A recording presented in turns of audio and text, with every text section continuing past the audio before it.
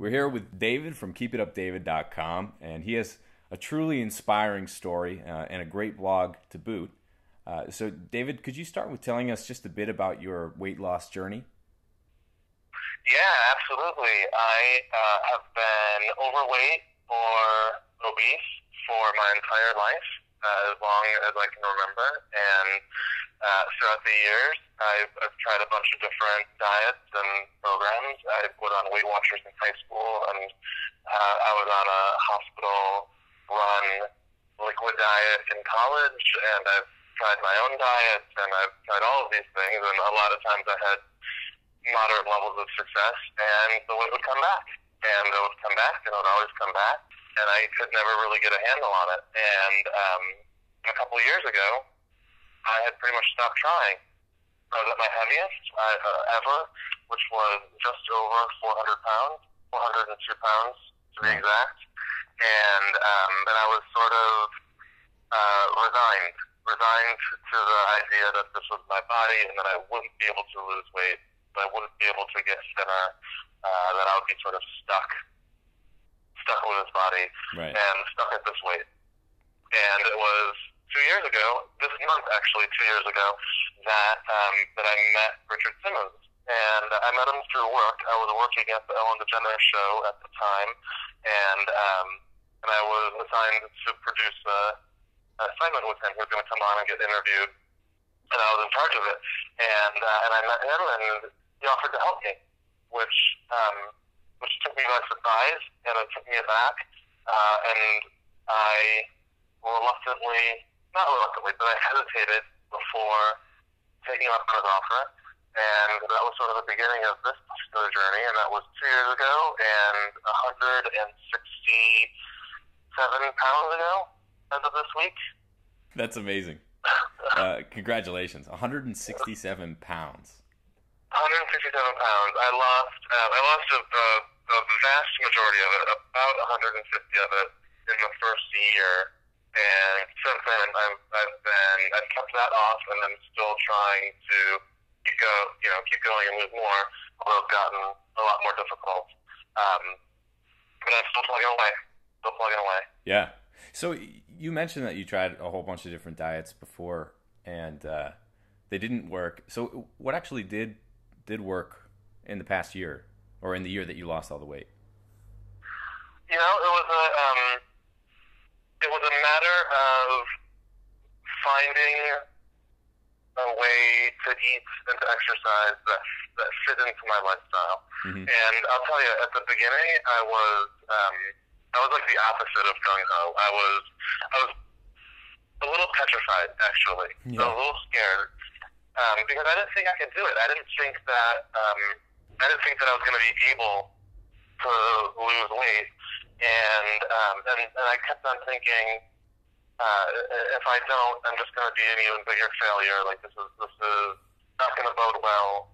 I was that mindset that I was stuck in this body, that I was stuck at this weight, was I had ingrained it so thoroughly into my brain. And so when I began this, I wasn't waking up every morning in full attack mode, trying to figure out everything I can do. At the beginning, it was one day at a time, one choice at a time. At the beginning, I tried to come up with little things that I could do every day to be healthier. Yeah. I knew that if I woke up with an attitude like, okay, this is a day that's low cal and no fat and no carb and no sugar, I knew that would be a wonderful attitude to have, but I wouldn't make it so new. Yeah. It's not. You just can't transition like that overnight into some sort of like clean eating 3 hours a day workout machine. So at the beginning it was, can I park farther away at work? Can I take the stairs instead of the elevator? Mm-hmm. I started bringing my own lunch. That was something easy that I could do that eliminated unhealthy lunch options with one that I brought that were healthy. And it was just doing these things every single day, making sure that I had a bag in the trunk of my car with gym clothes so I could go straight to the gym. And I was finding those little things that I could do and just doing them one at a time, letting them build until they became habitual, and then adding more and more and more. And and cutting out processed foods, not all at once, but slowly transitioning away from soda, from like frozen entrees because they're so high in sodium and chemicals and stuff. Yeah. Incorporating more veggies, incorporating more produce, fruit, eating breakfast. I wouldn't eat breakfast a lot of the time. Really? And just getting something in my system to start my metabolism was a big help. And so at the beginning it was just making those little changes, identifying them, doing them every day, building on them.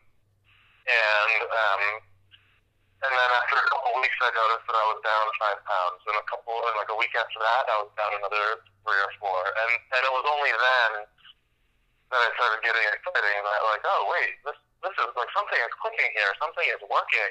And then I was able to sort of keep building like that. And then the other big part of it was that I was working with Richard, and basically what he was having me do was write down everything that I eat.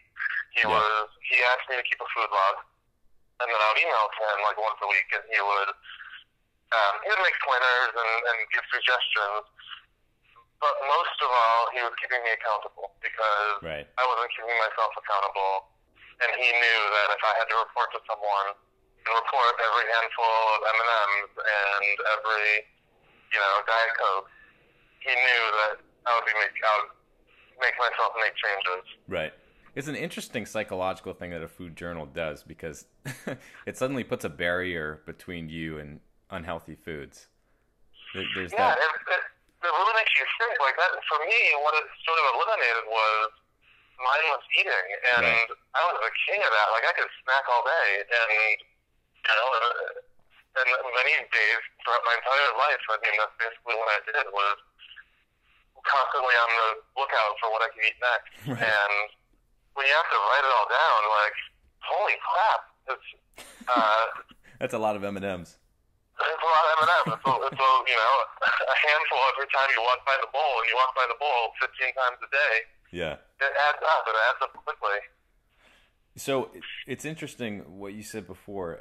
It sounds like you didn't really make a cold turkey decision. It was more like your progress at the beginning was motivation for you. Yeah.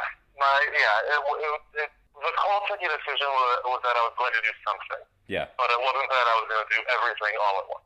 Okay. And and so at the beginning, for a long time, my progress was my biggest motivation. There's so many things that you can do when you're starting out to sort of mark your beginning and trace your progress, and all those things when you're making progress, all those things are huge motivators.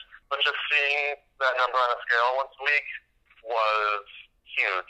And I began early on tracking it, and I just created a simple line graph that hangs in my closet where I see it every day when I get dressed. And every week I would go and update it, and I still do it to this day. I just updated it yesterday, in fact. And it's like 9 pages long. It's slowly outgrowing my closet, but I don't quite. I've been had to find new ways to sort of reposition it on the wall because it's bigger than it's outgrown the space that I've given for it. Yeah, I have a background in consulting, and one of the things we used to say was, if it doesn't get measured, it doesn't get done. And I'm not sure if that's 100% true, but it definitely it does help having things like that around, especially 9 pages of them. So, as we talked about before, losing weight is the easy part, and easy in quotation marks, because obviously it's not as easy as it sounds. But the real hard part is keeping the weight off, and precious few are able to do that. The fact that you've been successful is a true testament to your character and what you're doing, and the fact that it works. So what's your secret? That's a really good question. It's a really tough question, and it's the one that I've been asked before. And I think the trick element of the question is that there really isn't a secret. And if there was, I think that there wouldn't be an obesity problem in this country. Right. But it's just a matter of keeping up what you're doing. And for me, the weight maintenance has been, the weight loss maintenance, I should say, has been a sort of side effect of just continuing to trying to lose. Like my mind hasn't shifted yet from trying to lose weight to trying to keep weight off. Gotcha. And I just have to keep plugging away, and it's tough and it's frustrating. And I've had plateaus that have lasted 2 or 3 or 4 months, and I've had bad days and bad weeks, and I get into cycles where I think, well, you know, I'm doing everything that I can, and I'm not losing weight, so what does a bag of chips matter, or what does a candy bar matter? And I find myself really resorting to those comfort foods, and it's just a matter of identifying those days and identifying those moments, and remembering that it's not just a number on a scale, it's, you know, the other benefits that I've gained, whether it's sleeping better, whether it's having more energy, whether it's being able to do things that I've never been able to do before or haven't done since I was a kid. Yeah. There are all these like sort of peripheral benefits that are worth fighting for, and that's the way that I sort of need to see this. Is I need to see this as a fight because I've let food sort of conquer me for most of my life, and if I can't stay in control of it, then it's going to conquer me again. And I know where I've been, and I know how that's felt, and I refuse to sort of let myself go back there. Do you have any advice for someone who might be in a similar situation as you were in the past? Yeah, I think my advice is, you know, don't be afraid to take it slow. Don't be afraid to ease yourself into it. You know, it's gonna take time. Chances are you didn't gain the weight that you want to lose. Chances are you didn't gain it like overnight or within the course of a couple months. Chances are it's built on slowly over time, and that's exactly how it's going to come off. You're not a failure. You're not.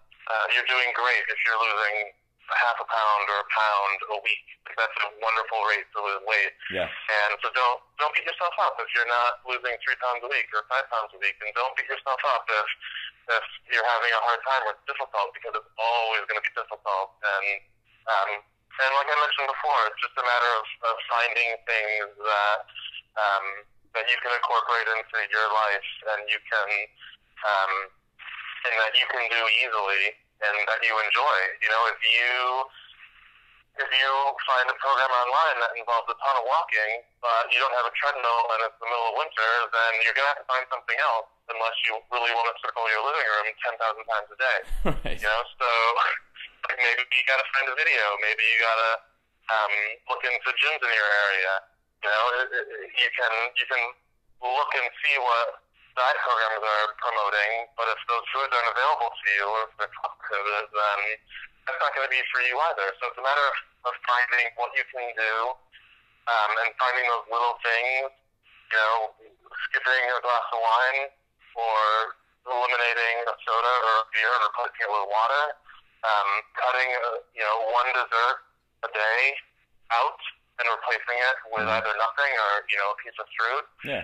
Like pinpoint those little things that you can do that you're not gonna miss. It's not gonna turn your whole day and your whole life topsy-turvy upside down.